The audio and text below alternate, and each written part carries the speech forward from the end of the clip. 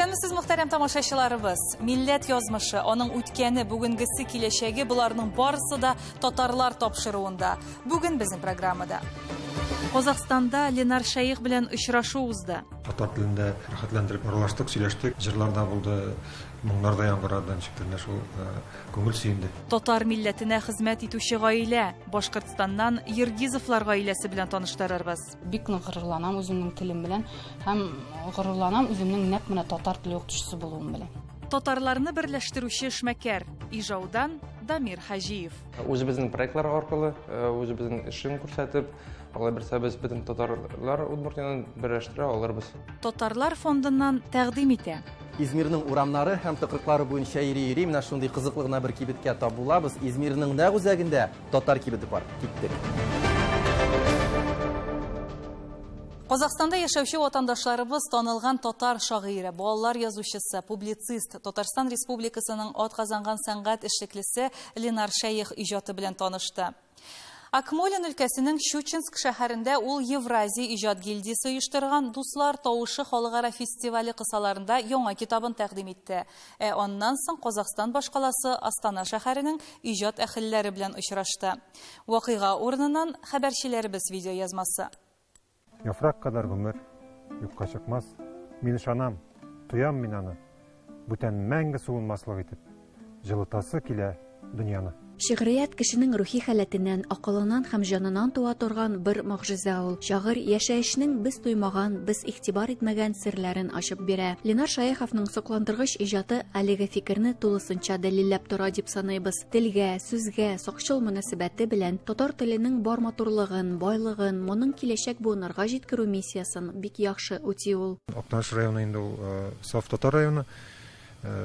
Мин шул районда тудым, дөньяга килдем, үстем, һәм менә ничектер милли мөхиттә үскән кеше, тәрбияләнгән кеше, ул барыбер халкы өчен, теле өчен җан атып, шундый милли шәхес булып тәрбияләнә дип уйлыйм инде мин. Ленар Шәйх 2016 елдан Евразия иҗат гильдиясе составына керә һәм бүген Казакстанда беренче тапкыр узган чираттагы Дуслар тавышы фестивале кысаларында ул үзенең интервьюлар җыентыгын, шулай ук узган елгы китапларын тәкъдим итте. Аның әсәрләре шигырьме ул, лирик поэмамы, һәр чак күңел түренә үтеп керә. Дөньяга яңача карарга, аны тирәнрәк аңларга мәҗбүр итә. Шул исәптән укучыны көлдерә дә, елата да, җырлата да һәм иң мөһиме уйлата. Халык аны шуның өчен ярата һәм хөрмәт итә.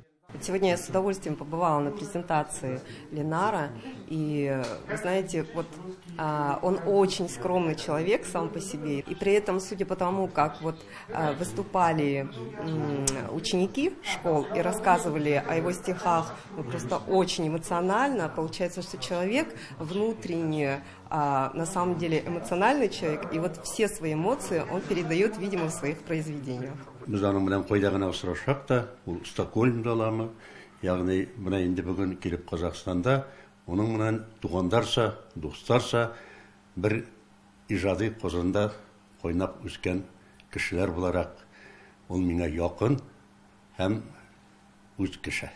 Шунысын да билгеләп үтәргә кирәк. Бөтен дөнья буенча 3000ннән артык әгъзаны үз эшенә алган Евразия иҗат гильдиясе аның барлык катнашчыларына иҗади потенциалны тулысынча тормышка ашырырга мөмкинлек бирә. Мы издали вот в этом году сборник интервью и очерков на английском языке в рамках премии за лучшую публицистику на нашем конкурсе «Открытая Евразия» 2022 года, финал которого, кстати, проходил в Мельбурне, в далекой Австралии, где тоже пришли татары, соотечественники, поддержали и порадовались за Ленара, который стал победителем в прошлом году. Казакстанга килеп җиткәч, язучы әлбәттә ватандашларыбыз Астана шәһәренең иҗади интеллигенциясе белән очрашырга карар итте. Һәм бу көннәрдә Татарстанның Казакстандагы тулы вәкаләтле вәкиллегендә җирле татарлар белән аралашып, ул үзе бастырган әсәрләре турында сөйләде. Әйтергә кирәк, Татарстан язучысы Ленар Шәйх иҗаты белән күпләр беренче тапкыр танышты.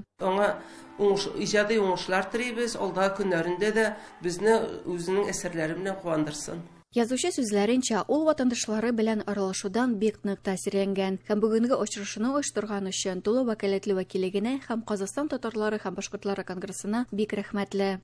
Халкыбыз безнең күп илләрдә яши дөнья буенча һәм шундый үзенең киң күңеллелеге белән бердәм булуы белән әллә каян аерылып тора һәм монда инде әлбәттә татар телендә рәхәтләндереп аралаштык, сөйләштек, аннары шушы җырларда булды, моңнар да яңгырады, ничектер шул күңел сөенде.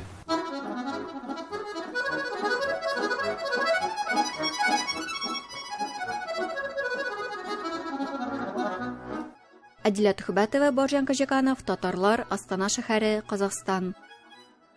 Башкортстанның Бүздәк районында яшәүче Ергизовларны татар милләтенә хезмәт итүче гаилә дип атарга була. Ширек гасырдан артык татар теле һәм әдәбияты укыткан Ирина Флорид кызы һәм аны җил давыллардан саклап йөрткән Раиш Әйдулла улы милләтпәрвәр 3 бала үстерәләр. Олы кызлары татар теле һәм әдәбияты буенча төбәк-ара һәм халыкара олимпиадаларда катнашып, еллар дәвамында беренче урыннарны яулаган. Урындагы хәбәрчеләребез Каран авылы биләмәсендә урнашкан Әмир авылында булып, күркәм гаилә белән якыннан танышып кайтты. Бүздәк районына сәфәребезне агымдагы елда җирлектәге халык һәм иганәчләр көче белән Әмир авылына нигез салучының төзекләндерелгән кабер ташы белән танышудан башладык. Урындагы эшмәкәр Рамил Мансуров сүзләренчә, таштагы язулардан чыгып, бу авыл барлыкка килүгә 240 ел. Безнең бу таш күп еллар буе шушы парк ихатасында ятты. Аны каян барлыкка килгәндә түгел генә беләлмәдек. Шуннан соң үткән елны без шуның язуларын фотога төшереп, тәрҗемәсен ясап алырга булдык. Шушы безнең авылыбызга нигез салган Мансурның кабере булып чыкты.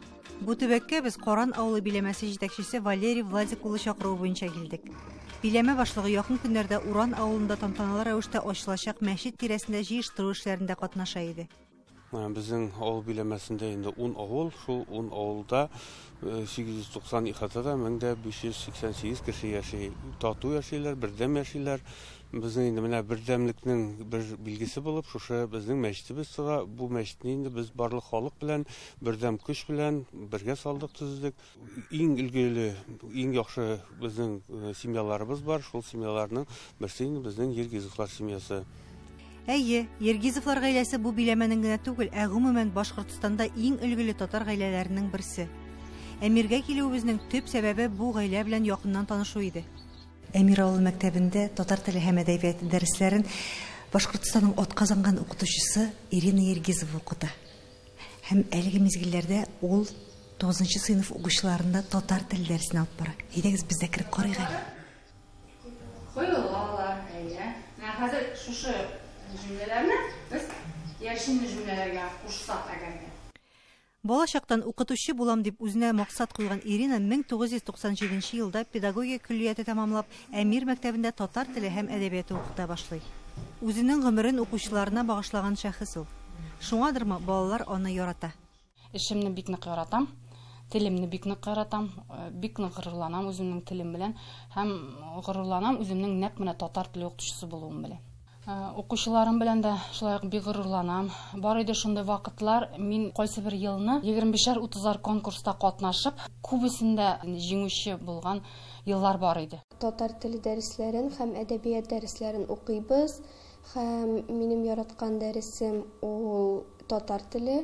Ел укытучысы 2014 республика конкурсында җиңгән педагог, Башкортстанның атказанган укытучысы Ирина Флорид кызы даими иҗади эзләнүдә. Аның үрнәге буенча укучылар да белем багажын тулыландырырга омтылалар. Барлык татар телле шигъри бәйгеләрдә дә катнашалар. Ирина апа ул безнең нык яраткан укытучы татар теленнән. Аны без тыңлыйбыз, без аны яратабыз әйе. Ул безне шигырь конкурсларына әзерли. Эзлекле эш алып барган остазның укучылары бүгенге көндә төрле өлкәдә көч салучы шәхесләр. Ораларыннан берничәсе Ирина апалары юлын сайлап, үз һөнәрләре итеп туган телне үсеп килүче буынга җиткерүне сайлаган. Айнур Хәбиров исә туган авылында калып, аны күтәрүгә күп көч сала. Ирина Флоридовна инде ул бик энергичный кеше, шул кыш көнендә, шул чаңгыда спорт спортны бик ярата. Шул безгә инде пример бирә дигән кебек. Ирина һәм Раил Ергизовлар 3 кыз үстерәләр. Олы кызлары Илина фармацевт һөнәрен сайлап, бүгенге көндә Уфада эшләсә, уртанчысы Дарина әнисе юлын сайлап, быел Башкорт дәүләт педагогика университетының татар теле һәм әдәбияты кафедрасына укырга керде. Илина да, Дарина да берничә ел рәттән Башкортстанда узган туган телләр буенча олимпиада җиңүчесе булып, Казанда халыкара бәйгедә дә беренчелекне алып килделәр. Bütün уңышларыбыз безнең татар теле белән бәйле. Әниләре татар теле укытучысы. Ул күп көч салды. Үзебезнең балаларга гына түгел, тагын аның конкурсантлары бар, катнашучылары бар. Алар җиңүчеләр, үзебезнең күрше кызлары да җиңеп кайтты. 3нче сыйныфта укучы Аврора әти-әнисе тырышлыгы белән төрле шигъри бәйгеләрне яулый башлаган да инде. Сокланып туймыйм тайга кышларга, кайларга китми ала кышларга. Тик онытмыйлар туган илләрен, саклый һәммәсе туган телләрен. Мин дә телемне бик тә яратам, туган телемдә былбыл сайратам. Ирина Флорид кызы сүзләренчә, чын укытучы тормышка, кешеләргә карата битараф булмаска тиеш.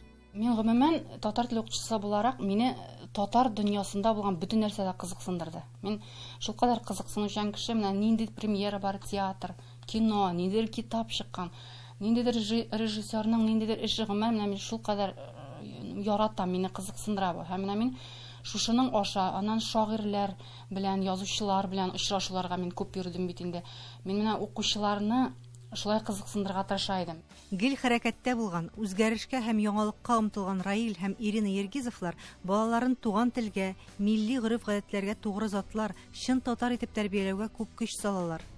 Моны Ирина Флорид кызы үз балаларында гына түгел, укучылары мисалында да һәр даим раслап тора. Башкортстанның Бүздәк районыннан Гөлшат Сафина, Розил Имамов, татарлар. Сез татарлар тапшыруын карыйсыз, программабызның икенче өлешендә. Татарларны берләштерүче эшмәкәр, Ижаудан Дамир Хаҗиев. Үзебезнең проектлар аркылы, үзебезнең эшен күрсәтеп, алай берсә без бөтен татарлар Удмуртияны берләштерә алырбыз. Татарлар фондыннан тәкъдим итә.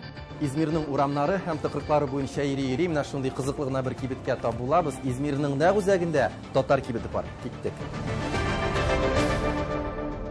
Быел Удмуртиядә татар эшмәкәрләре клубы барлыкка килде. Оешма үз эшен күрсәтергә өлгерде инде. Эшмәкәрләр Сабан туй бәйрәмен уздыруда ярдәм иттеләр. Рамазан аенда шәһәр күләмендә ифтар үткәрделәр. Габдулла Тукай исемендәге гимназиягә 107нче татар балалар бакчасына китаплар бүләк иттеләр. Клуб җитәкчесе эшмәкәр Дамир Хаҗиев үзе һәм аның гаиләсе турында киләсе видеоязмада сөйләрбез. Удмуртиянең татар эшкуарлары беренче тапкыр февраль ахырында зур җыелыш уздыра. Ул вакытта анда республиканың төрле шәһәр районнарыннан 50дән артык эшмәкәр җыела. Һәм алар барысы да милләтнең киләчәгенә битараф булмаучылар. Яңа оешкан татар эшмәкәрләре клубын Дамир Хаҗиев җитәкли. Хәзерге вакытта клубта 30-40 кеше җыелды без. Безнең иң зур максат татар милләтне үстерү. Үзебезнең проектлар аркылы, үзебезнең эшен күрсәтеп, алай берсә без бөтен татарлар Удмуртияны берләштерә алырбыз. Дамир үз эшен 2010 елда башлап җибәрә. Ул җитәкләгән оешма транспорт хезмәте күрсәтә. Урамнарны төзекләндерү, чисталыкта тоту буенча шәһәрнең 3 районы белән эшлиләр. Иң зур терәге тормыш иптәше Венера. Гаилә бизнесын тарту җаваплы һәм катлаулы эш. Буш вакыт тапсалар, вакытларын бергә балалары белән ял итеп уздырырга тырышалар. Син дөрес йөрмәсәң, синекен алам. Безнең гаиләбездә 2 кызыбыз бар. Олы кызыбыз Адилә, бәләкәй кызыбыз Алина. Буш вакытта алар әтисе белән шахмат уйныйлар. Хәзергә алар идә юк. Олы кызыбыз безнең ярата иҗтимагый эшләргә катнашырга. Ул конкурста җиңеп китте лагерьгә, Крымдагы лагерь Артек дигән. Бәләкәй кызыбыз укуда. Без тырышабыз үзебезнең примерда барсында күрсәтергә балаларга. Ничек үзен тотарга кирәк кеше арасында. Бизнес, гаилә, иҗтимагый эшләрдән кала Дамирның яраткан шөгыльләре дә байтак. Мәсәлән, экстремаль спорт төрләре. Җәен мотоциклларда, кышын тауларда кар машиналарында йөрергә вакыт таба эшмәкәр. Хәзер кышкы сезонга әзерләнә. Транспортын төзекләндерә башлаган инде. Без Хагаси ягына йөрибез, Приисковый авылы, Челәбе районы, Катав-Ивановск һәм Пермь краена, Красновишерск, Краснотуринск шәһәрләренә. Северный Урал, Южный Урал и Абакан якларына. Эшкә нык булу, спортка мәхәббәт, тырышлык, әти-әни тәрбиясеннән килә еш куар.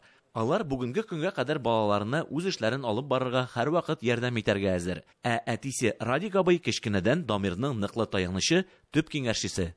Кой вакытта кулга коеш салып аласың, куя сипап куясын. Аны Дамир школа җире башка беренче класстан ук мин 1 ел шулай ятканмындыр. Как әтиләр елышында укытучы уку буенча эшли башлай, Дамир беренче. Как тәртип бозучылар, опять Дамир беренче. Шулай ни белән ул акылда булды, шул янда булды. Дамир 13 яшендә помкомбайнер булып эшли башлады. 26 майда киткән, 4 сентябрьдә тикле комбайнда эшләде. Менә шул вакытта ул беренче акчасын эшләп, акчаның тәмен белде дип әйтергә ничек менә. Шимбә якшәмбе без әниләр белән ризыклар тәмле пешерәбез. Менә бүген гөбәдия пешердек.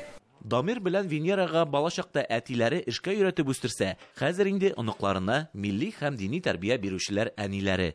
Ике кодагый һәрвакыт дус, бердәм булып, балаларының уңышларына сөенеп һәм горурланып яшиләр. Балалар тугач нәрсә, әби тәрбиясе дә күп булгандыр инде, милли тәрбиядә. Нигә? Үзебез дәген татарча сөйләшәдек иде. Әби белән булгач, әби белән гел татарча сөйләштеләр. Апасы белән бик матур булып, акыллы булып үстеләр, әйбәт укыдылар. Аннан мин аларны мәктәптә күп укыган вакытта Азина урамындагы мәчеткә дин билеме алырга алып барды һәрбер якшәмбе сайын. Алар мәктәптә укыганда. Алар анда Коръән сүрәләре ятладылар. 7 ел анда укыдылар. Хаҗиевлар барлык туганнар белән дә тату мөгамәләдә зур бер гаилә булып яшиләр. Рамазан аенда бергәләп ураза тоталар, бәйрәмнәрне дә бергәләп үткәрәләр. Уңышның сыры да татулыкта, бер-береңне хөрмәт итеп яшәүдә диялар. Ижаудан Назир Нагманов, Эльвира Вахитова, Татарлар. Татарлар тапшыруы архивын барлый. Хөрмәтле тамашачыларыбыз, белгәнегезчә, татарлар тапшыруы эфирга 2012 елдан бирле чыга башлый. Шул вакыт эчендә без бик күп илләр гиздек. Кайбер хезмәттәшләребезнең үз язмышлары да үзгәреш кичерде. Тик архивта сакланган бай материалны сезнең хозурга кабат тәкъдим итәргә уйладык. Сезнең игътибарыгызга Татарлар фондыннан дип исемләнгән сәхифәбез.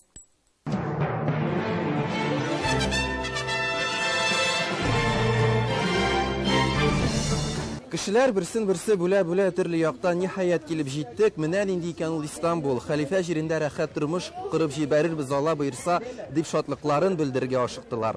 Хатыннар язмыш вәгъдә иткән бу зур шатлык алдында ничектер каушап калгандай, бер сүз әйтмичә балаларын кочаклап, ирләренә сыйна төштеләр.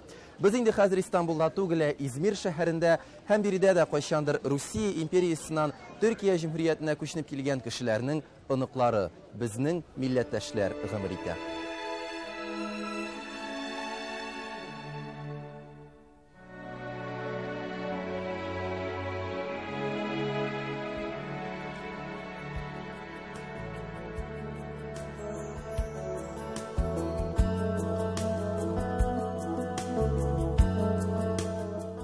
Бу илгә мөхаҗир булып килгән милләттәшләренең оныклары хәзер инде Төркия җумһуриятенең тулы хукуклы әгъзалары.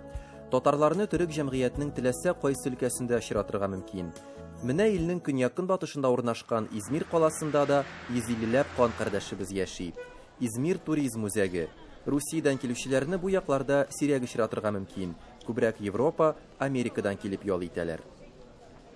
Измирның урамнары һәм тыкрыклары буенча йөри-йөри, менә шундый кызыклы гына бер кибеткә тап булабыз. Измирның нәкъ үзәгендә татар кибете бар. Киттек. Шәһәрнең үзәк базарында менә шундый татар утравына тап булабыз. Килеп керүгә сатып алучыларны татар җыры каршы ала.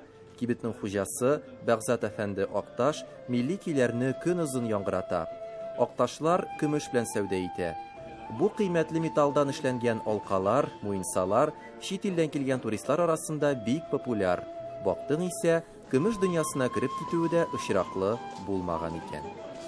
Мен кечкенә вакыттан ук шулай Eskişehir'дә мәктәптә укыган вакытларда безнең абилар һәм Bizim millettaşlar indi köbürek şul altınçılar bazarında anda kümüş bilen şagillenenler yasına altın bilen şagillenenler yasap indi. Zerfençilik yasılar. Ol işine şul memleket devletimiz Kazandan andan alıp kelgenler. Бағзат әфәнде үзе Төркиянең Османие авылыннан, нәсел җипләре Татарстанның Әлмәт якларына барып тоташа. 1991 елда ул гаиләсе белән бергә Анталиягә күченә. Анда кибет ачалар. Советлар Союзы таркалганнан соң Төркиягә ялга татарлар да йөри башлый. Урта диңгез буендагы көмеш кибетендә татар җырларын ишеткәч, күпләре шаккатып кала билгеле. Ә инде кибет хуҗасының исәнмесез дип сәламләвен ишеткәч, бөтенләй аптырап кала торган булалар. Шундый бәйт булды безгә, бик күп татар кешесе белән очраштык, бик күңелле булды һәм безнең тормышыбыз шушы 10 ел буенча. Һәм балаларыбыз әнә шунда үскәндә этим шул аралашу нәтиҗәсе мәҗбүр татар телен өйрәнделәр. Без өйрәтергә dibinde tırışmasak da ballar özlerine şunda kilip gitişçiler köp olgan için alabilen mecbur Tatar tilini sileştiler, öğrendiler. Tatar köyüne indi. Kızlarından, seçlerinden, bitinden. Biz Tatar kişisi indi. Bizim kazandığı Gülçulay. Bizim avulda da şulay. Sarı seçli, zengar kızdı. Oruslar başkaça bula. Nişigirek? Aların bitleri kızıl bula. Ha, bitleri. Бағзат абыйның төпчек улы Баһадир да әтисе белән бергә кибеттә эшли. Баһадир белеме буенча химик. 2 тапкыр Казанда булган. Иң зур хыялы хатынлыкка татар кызын алу. Ә Төркиядә бу зур проблема. Акташлар кибетендә без бик кызыклы басмага тап булдык. 1970 елларда Төркиядә Казан дигән журнал нәшер ителгән. Басманың барлыгы 22 саны дөнья күргән. Бу журналны Әхмәт Вәли Мәңгәр гаиләсе чыгарган. Мәңгәрләр Төркиянең иң бай гаиләләренең берсе. 1950 еллардан бирле Mercedes автомобильләре белән сәүдә итәләр. Ул елларда татар матбугаты әлбәттә инде Төркиягә барып җитә алмаган. Шуңа да Казан журналы татарларны татар мәдәнияте белән таныштыручы бердән-бер мәгълүмат чыганагы булып торган. Бала чактан кайсы бер нәрсәләрне белеп үстек. Әйтик, әбиләребез, әниләребез инде шүрәлене аңлатып килделәр. Hem saksuk beytin kilep mınglap ciberdiler bizge. Lakin yartılar şimdi. Barısın bitirenmiler saksuk beytin. Lakin şörelerinde anlatalar gınaylar. Şu kapılar mene hazır ekinde kapılar tıkayının yazgan kiliştügül. Elbetalar kapılar tıkaydan alda kilgenler. Kapılar tıkan yıllarda Türkiye'de bu hemeralar. Yine bu şöreli köpek hem saksuk hem başka şiirler, edebi eserler kimler yazan, niçik yazanlar bu jurnallardan bit yaxşı etib öyrəndik. Төркиянең 3нче иң зур шәһәрендә, бу каланың нәкъ уртасында әнә шундый кибет эшләп килә. Бәгъзат абый горурланып сөйли. Безнең кибеттә яңгырап торган татар көйләрен ишетеп, Европа кешеләре хайран кала. Җырларны яздырып алып китүчеләр дә була ди ул. Булдыра алганча татарлыкны саклый алар. Ел сайын булмаса да, Тукай көнен үткәрәләр. Мәхмүд Галәүнең Мөхаҗирләр китабын латин язу белән бастырып чыгарганнар. Бүгенгә сезнең белән сау булашабыз. Тапшыруыбызны Разил Вәлиев шигырь юллары белән төгәллибез. Телем яшәр, әгәр гаиләдә туган телдә һәркем сөйләшсә. Милләттәшем миңа якын күреп, туган телдә әгәр эндәшсә. Ана телебезне кадерләп саклап яшик. Сау булыгыз.